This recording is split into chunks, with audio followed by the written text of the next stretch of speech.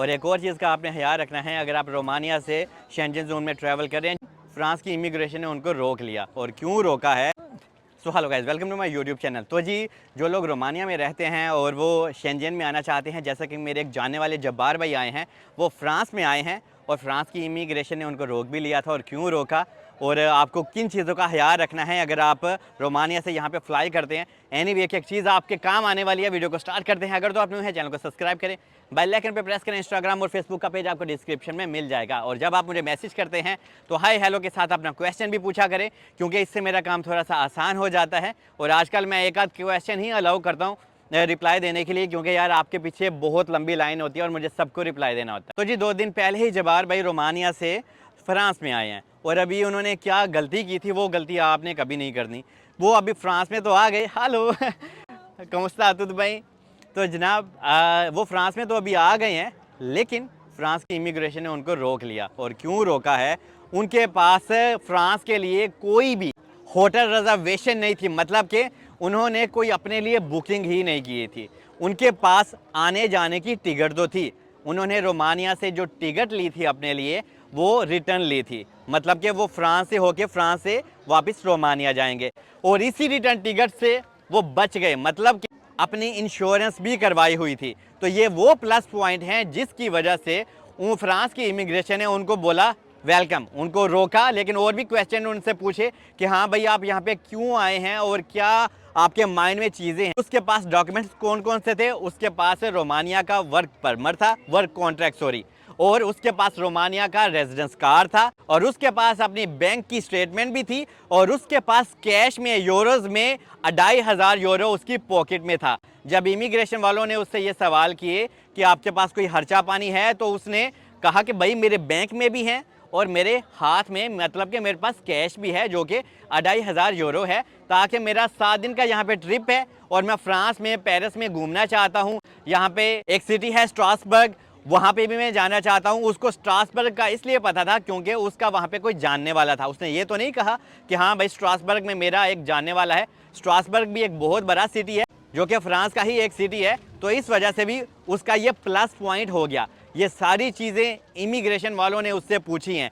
क्यों पूछी हैं? सिर्फ और सिर्फ उसके पास यहाँ की फ्रांस की उसने होटल की रिजर्वेशन नहीं करवाई थी। जब्बार भाई ने अपना सारा सिस्टम बहुत अच्छे से किया, सारे डॉक्यूमेंट्स अपने बहुत अच्छे से बनाए, लेकिन ये उनसे गलती हो गई। तो ये गलती आपने नहीं करनी। जब भी आपने आना है तो प्लीज़ आप अपने लिए होटल की रिजर्वेशन, चाहे वो 5 दिन की करें, 3 दिन की करें या 1 हफ्ते की के लिए करें, जितने दिन के लिए अभी आपका स्टे है, आप अपनी होटल की रिजर्वेशन कर लें। इससे आपको कोई भी परेशानी का सामना नहीं करना पड़ता, क्योंकि अगर आपके होटल की रिजर्वेशन नहीं है तो वो आपको रोक भी सकते हैं। और अगर इमिग्रेशन वालों ने आपको रोक लिया तो जनाब ये आपके लिए थोड़ा सा पंगा भी हो सकता है, क्योंकि हो सकता था कि ये जो इमिग्रेशन वाले थे वो जब्बार भाई को कहते हाँ भाई शायद आप यहाँ पे आए हो स्किप होने के लिए और हम आपको एंट्री ही नहीं देते फ्रांस में। तो हो सकता था कि वो जब्बार को वापस रोमानिया सेंड कर देते, मतलब कि वापस ट्रांसफ़र कर देते। लेकिन इमिग्रेशन वाला यहाँ तो बंदा अच्छा था, उसने कुछ ऐसा वैसा नहीं कहा, और इस वजह से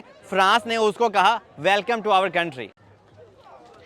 फ्रांस की इमिग्रेशन ने उस भाई से एक ऐसा क्वेश्चन किया था जिसका जवाब उनके पास नहीं था और वो पजल हो गए थे। फ्रांस की इमिग्रेशन ने ये कौन सा सवाल किया? आपको फ्रांस की कुछ जगहों के नाम पता है जहाँ जहाँ आपने ट्रैवल करना है?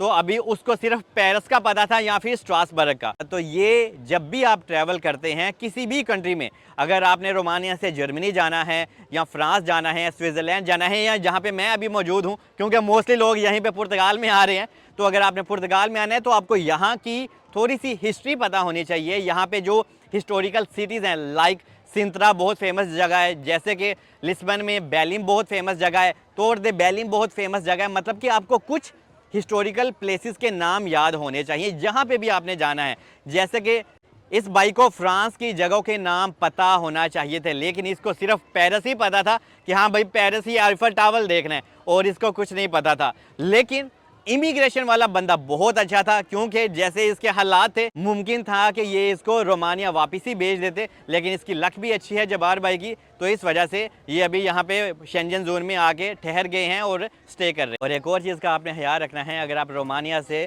शेंजन जोन में ट्रैवल कर रहे हैं, जैसा कि अभी रोमानिया भी शेंजन जोन में ही आ गया है, लेकिन फिर भी आपको कुछ चीज़ों का ख्याल रखना है। आपने अपने लिए होटल की रिजर्वेशन करवानी है, आपने अपने लिए कवर लेटर भी बना ली, ये आपके काम आएगा, क्योंकि अभी नया नया शेंजन जोन में आए ना, तो अनु लोगों भी समझ नहीं आती।